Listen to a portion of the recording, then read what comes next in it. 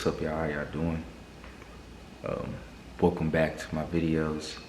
And so today we're reading Leviticus 14 and 15. Let's go ahead and get started. Rules for those with skin diseases. The Lord said to Moses, "These are the rules for people who have had a skin disease and have been made well. These rules are for making them clean.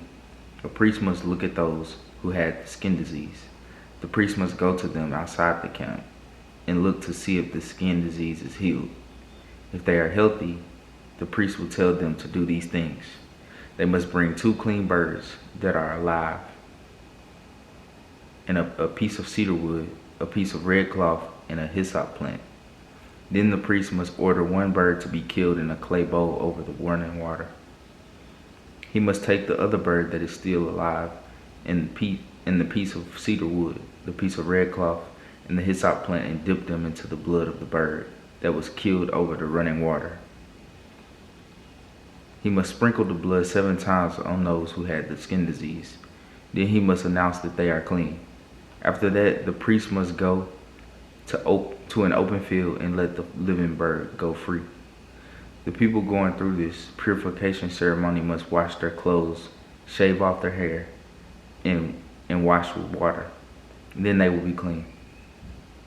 They may go into the camp, but they must stay outside their tent for 7 days. On the 7th day, they must shave off all their hair. They must shave their head, their beard, and their eyebrows. Yes, all their hair. Then they must wash their clothes and bathe their bodies in water. Then they will be clean. On the 8th day, anyone who had a skin disease must take 2 male lambs that have nothing wrong with them, and 1-year-old female lamb that has nothing wrong with it. They must also take 24 cups of fine flour mixed with oil for a grain offering, and 2/3 of a pint of olive oil. The priest must bring that person and those sacrifices before the Lord at the entrance of the meeting tent. This must be the same priest who announced that the person is clean. The priest will take one of the lambs and the oil as a guilt offering. He will lift them up in front of the Lord to show they were presented to God. Then the priest will kill the male lamb in the holy place where they kill the sin offering and the burnt offering. Like the sin offering, the guilt offering belongs to the priest. It is very holy. The priest will take some of the blood of the guilt offering. He will put some of this blood on the tip of the right ear of the person to be made clean. The priest will put some of this blood on the thumb of the right hand and on the big toe of the right foot of that person. The priest will also take some of the oil and pour it into his own left palm. Then the priest will dip the finger of his right hand into the oil that is in his left palm. He will use his finger to sprinkle some of the oil 7 times before the Lord. Then he will put some of the oil that is in his palm on the person to be made clean. He will put that oil on the same places he put the blood of the guilt offering. The priest will put some of the oil on the tip of the person's right ear, on the thumb of the right hand, and on the big toe of the person's right foot. He will put the oil that is in his left palm on the head of the person to be made clean. In this way, he will make that person pure before the Lord. Then the priest must offer the sin offering to make the person pure. After that, he will kill the animal for the burnt offering. He will then offer up the burnt offering and the grain offering on the altar. In this way, the priest will make that person pure, and that person will become clean. A poor person might not be able to afford all of these offerings, so that poor person can use 1 male lamb as a guilt offering. It will be presented to God so that the priest can make that person pure. The poor person must take 8 cups of fine flour mixed with oil. This flour will be used for a grain offering. The poor person must also take 2/3 of a pint of olive oil and 2 doves or young pigeons. Even poor people can afford these things. 1 bird will be a sin offering and the other will be a burnt offering. On the 8th day, that person will bring these things to the priest at the entrance of the meeting tent. These things will be offered before the Lord so that the person can become clean. The priest will take the lamb for the guilt offering and the oil, and he will lift them up to show they were offered before the Lord. Then he will kill the lamb of the guilt offering, take some of his blood, and put it on the tip of the right ear of the person to be made clean. The priest will put some of this blood on the thumb of the right hand and on the big toe of the right foot of this person. He will also pour some of this oil into his own left palm. He will use the finger of his right hand to sprinkle some of the oil that is in his left palm 7 times before the Lord. Then he will put some of the oil that is in his palm on the same place he put the blood for the guilt offering. He will put some of the oil on the tip of the right ear of the person to be made clean. The priest will put some of the oil on the thumb of the right hand and on the big toe of the person's right foot. He will put the oil that is left in his palm on the head of the person to be made clean. In this way, he will make that person pure before the Lord. Then the priest must offer one of the doves or young pigeons. He must offer whichever the person can afford. He must offer one of these birds as a sin offering and the other bird as a burnt offering. He must offer the birds with grain offering.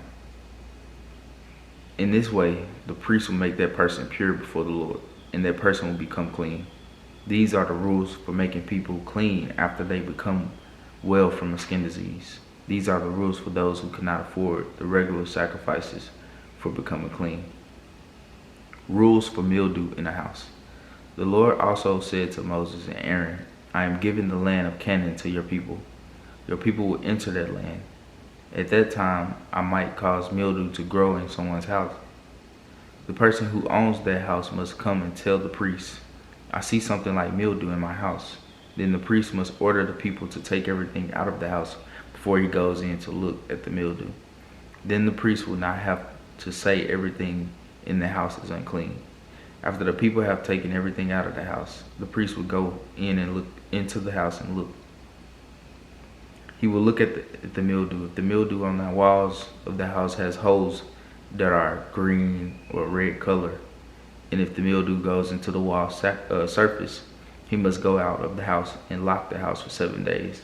On the 7th day, the priest must come back and check the house. If the mildew has spread on the walls of the house, then he must order the people to tear out the stones with the mildew on them and throw them away. They must put these stones at a special unclean place outside the city. Then the priest must have the entire house scraped inside. The people must throw away the plaster that was scraped off the walls. They must put that plaster at a special place outside the city. Then the new stones must be put in the walls, and the walls must be covered with new plaster. Maybe someone took away the old stones and plaster and put in new stones of plaster, and maybe mildew appears in the house. Then the priest must come in and check the house. If the infection has spread in the house, it is a disease that spreads quickly to other places. So the house is unclean. The house must be torn down. All the stones, plaster, and pieces of wood must be taken to the special unclean place outside the city. Anyone who goes into the house will be unclean until evening. Anyone who eats in that house or lies down in there must wash their clothes. After new stones and plaster are put in a house, the priest must check the house. If the mildew has not spread through the house, the priest will announce that the house is clean because the mildew is gone. Then to make the house clean, the priest must take 2 birds, a piece of cedar wood, a piece of red cloth, and a hyssop plant. And he will kill 1 bird in a clay bowl over running water. Then he will take the cedar wood and the hyssop, the piece of red cloth, and the living bird and dip them in the blood of the bird that was killed over the running water. Then he will sprinkle the blood on the house 7 times. In this way, he will use these things to make the house clean. He will go to an open field outside the city and let the living bird go free. In this way, the priest will make the house pure. The house will be clean. These are the rules for any infection of leprosy, for mildew on pieces of cloth or in a house. These are the rules for swellings, rashes, and bright spots on the skin. These rules teach when something is clean and when something is unclean. These are the rules about these kinds of diseases. Alright, Leviticus 15. Rules for discharges from the body. The Lord also said to Moses and Aaron, say to the Israelites, Whoever has a genital discharge is unclean. The person is unclean whether the discharge continues to flow or whether it stops. If a man with a discharge lies on a bed, that bed becomes unclean. Everything he sits on will become unclean. If you touch that bed, you must wash your clothes and bathe in water. You will be unclean until evening.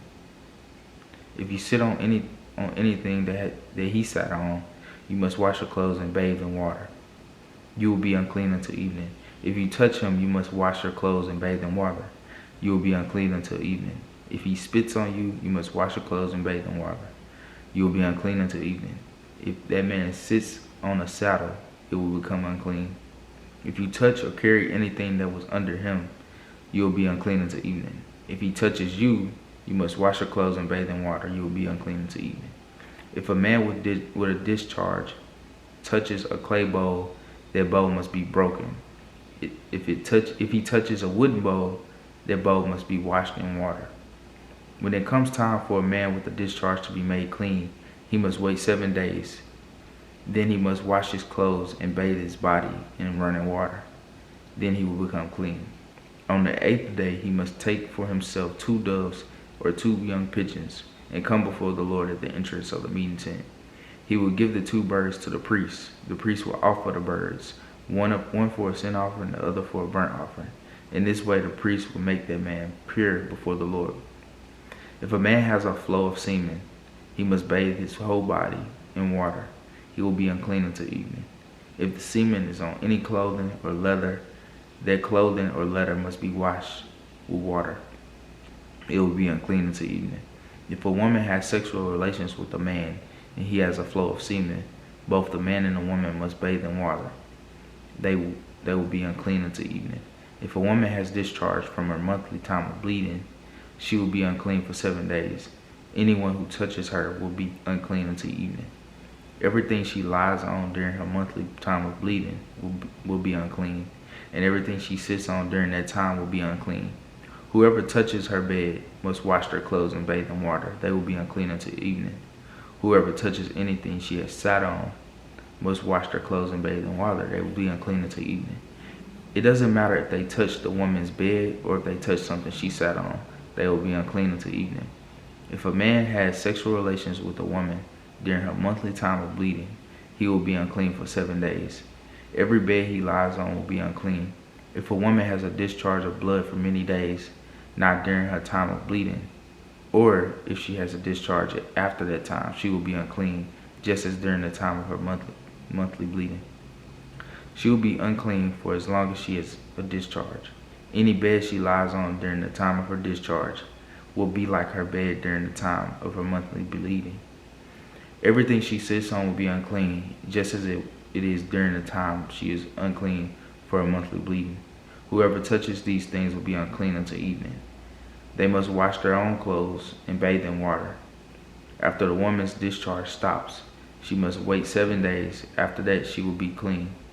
Then on the 8th day, she will bring 2 doves or 2 young pigeons to the priest at the entrance of the meeting tent.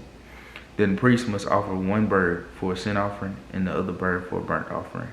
In this way, the priest will make her pure before the Lord. So you must warn the Israelites about being unclean. If you don't warn the people, they might make the holy tent unclean, and then they will have to die. These are the rules for anyone with a discharge from the body. These rules are for men who become unclean from a flow of semen, and these rules are for women who become unclean from their monthly time of bleeding. And these are the rules for anyone who becomes unclean by sleeping with another person who is unclean. Alright, and that's Leviticus 15. So let's kind of recap. So with Leviticus 14, we see the rules for those who with skin diseases and the type of offerings and things that they got to do and bring. The type of things that they got to do and bring in order to be made clean within the camp. And then it also goes and talks about the rules for mildew in a house. That's different. They basically have to clear everything out, and then the priest will come look, and then he'll decide if it's if it's a disease or if it just needs to be clean. So they will take the stone out, they cut the stone out in the plaster, and then come back, and if it's still mildew there, then that means that it's a disease. So they need to tear the whole house down, which that was pretty interesting. And then in Leviticus 15, I really want to understand the deeper meaning. I wonder if it's a deeper like meaning into this when it talks about the rules for discharges from the body. But we see that it's clear as day. It talks about like if a man discharges in his semen, or a woman has during her monthly time of bleeding, or just if she has discharge, like she'll be made unclean. But sorry y'all, these braids itch. But yeah, we see that you can be made unclean for a lot of different things. Well, not you, but back in those times, you were made unclean for a lot of different things. So yeah, so we'll continue on through Leviticus. Appreciate y'all for stopping by and watching the videos. I hope y'all have a blessed day. Peace.